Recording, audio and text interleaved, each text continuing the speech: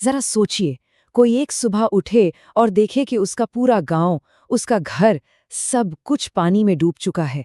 आज की ये कहानी एक ऐसे ही गांव की है जिसने कुदरत के कहर का सामना किया और जिंदा रहने के लिए एक नामुमकिन सी लगने वाली लड़ाई लड़ी। ये सिर्फ एक चीख नहीं थी, ये उस पूरे समुदाय का दर्द था जिसकी दुनिया हमेशा हमेशा के लिए बदल गई थी। जब मानसूनी बारिश ने अपना रौद्र रूप दिखाया और नदी सब कुछ निगलने लगी, तो उनकी आंखों के सामने बस अंधेरा था। वो भादों का महीना था, मतलब आसमान से पानी नहीं, मानो आफत बरस रही थी। लगातार बारिश ने नदी को एक ऐसे दैत्य में बदल दिया था जो उनके घरों, खेतों और यहाँ तक कि उनके सपनों को भी निगलने को तैयार था। देखते ही देखते बस एक पल में उनका सब कुछ खत्म हो गया। पीढ़ियों से जो लकड़ी के घर उन्हें पनाह देते थे, वो अब कहीं नहीं थे। उनके लहलहाते खेत, जो उनकी जिंदगी का सहारा थे, अब सिर्फ पानी ही पानी था। यहाँ तक कि उनके मवेशी भी खतरे में थे। अब उनके पास कुछ नहीं बचा था सिवाय एक बहुत ही मुश्किल फैसला लेने के। उनके पास कोई और रास्ता ही नहीं बचा था। नीचे मौत मुंह बाए खड़ी थी और ऊपर था एक अनजान भविष्य। उन्होंने अपने बच्चों को पीठ पर लादा, जो भी थोड़ा बहुत सामान बचा था उसे उठाया और पास के पहाड़ों पर एक बेहद खतरनाक चढ़ाई शुरू कर दी। ये कोई मामूली चढ़ाई नहीं थी। नहीं, हर एक कदम एक चुनौती थी। पैर फिसलते जा रहे थे, बारिश रुकने का नाम नहीं ले रही थी और नीचे वो विनाशकारी नदी। ये सचमुच जिंदगी और मौत के बीच की एक दौड़ थी।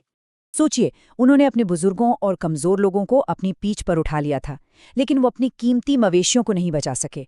उन्होंने अपनी आंखों के सामने अपनी गायों और बकरियों को उस उफनती बाढ़ में बहते हुए देखा।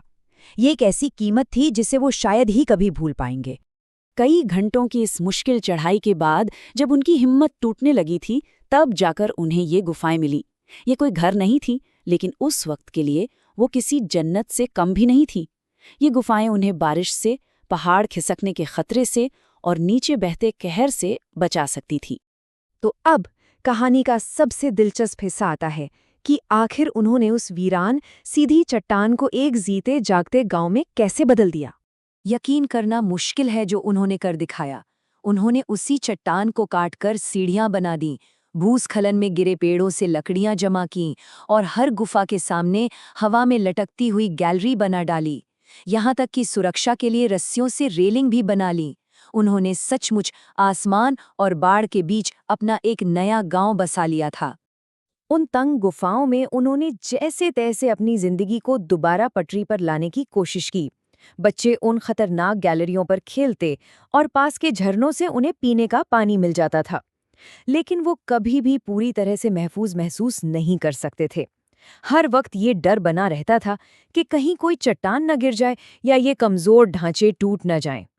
लेकिन उनकी ये असाधारण पनाहगाह उन्हें हमेशा के लिए नहीं बचा सकती थी।